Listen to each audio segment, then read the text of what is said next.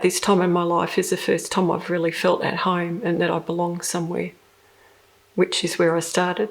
Watching you levitate before me in your own sweet way. Yes, the book I never knew I was going to write. I never planned to be an author. The book came about by me just getting all my feelings and emotions out onto paper after the loss of my mum. So I was actually packing up my mother's house. I was going through her wardrobe. I found a gift that I'd agonised over for her birthday or Christmas. It was pushed to the back of the cupboard with the wrapping still on it, and she'd never used it. And in that instant, I went from feeling guilty about going through my mother's things while she was still alive to going right back to that hurt child who felt rejected, not loved by their mum. I think a lot of it was looking back at her childhood and her experience with her mother, her relationship with her mother. We were the little kids that were seen and not heard, my sister and I, and put on display. And if we displeased our mum, she would withdraw from us. And as a child, there's nothing more painful than the person that's meant to be there and love you more than anything to punish you by withdrawing their love from you. We were all seeking to have that connection with our parents, how important that connection is. So it was really unpacking my belief system. When I looked at my beliefs and challenged them, or identified them I should say, was trying to work out where those beliefs came from. That led me back to my childhood and where I had, I guess, absorbed those beliefs. They were just ones that I'd inherited. The discoveries that I made were that my belief systems that were running my life were faulty. A lot of my beliefs were not mine, and that was really the key of untangling.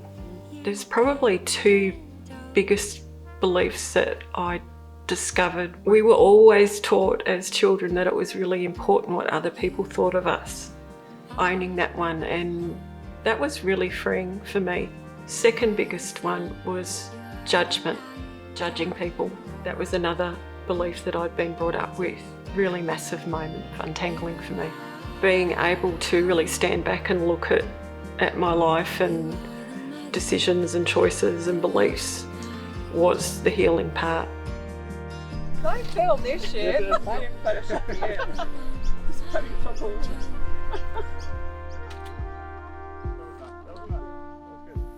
How much she admired our relationship together, Alex and mine, how close we were, and she'd say, I wish I had that with my mum. There we go, we're like the Titanic now. My daughter, two peas in a pod, or she says to me, Mum, we're like one person. I'm so blessed to have the most amazing relationship with her. I've seen that flow onto her and given her freedom too. It's a ripple effect, but it's also the breaking of the patterns, the breaking of the generational patterns. It's natural for us to hug.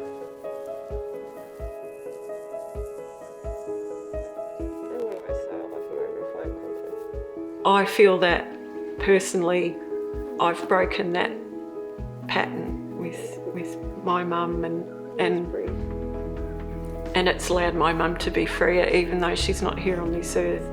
It's freed both of us. So I think that's the legacy of it all.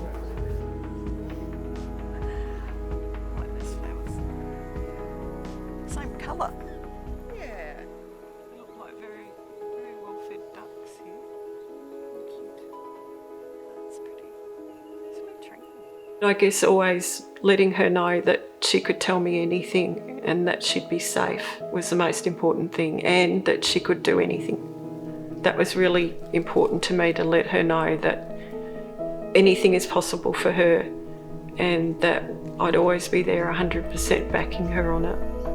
One of the greatest gifts I got was to have the opportunity to meet and interview 9 amazing human beings, and they were gracious enough to share their journeys with me most of them with a difficult or challenging relationship with a parent. I gave each of them a gift, showing them themselves through my eyes. For example, the gift of forgiveness, the gift of infinity. Now that I've gone through that untangling process, I know myself to be a gentle, caring person. There's nothing worse than seeing people in pain. You could also call me a seer. I see a lot of people that feel unseen.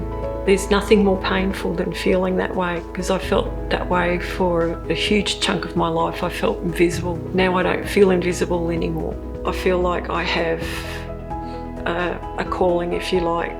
We can start a whole movement of this, of untangling, the ripple effects that it's going to have on the world. I felt like I knew myself. I felt like I finally knew who Suziedejonge was. Because if you'd asked me to describe myself before, I couldn't.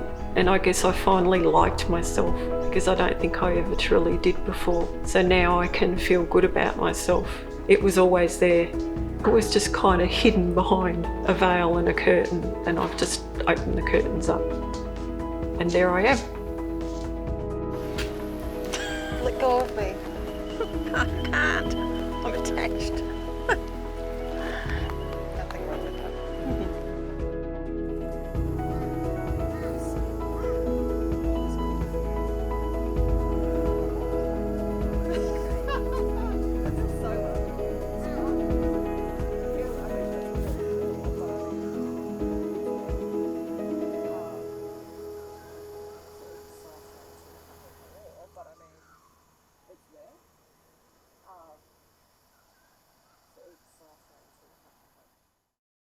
It's like a love story. I feel like I'm like Prince Harry and Meghan. It's like a little cover shot of like Women's Weekly.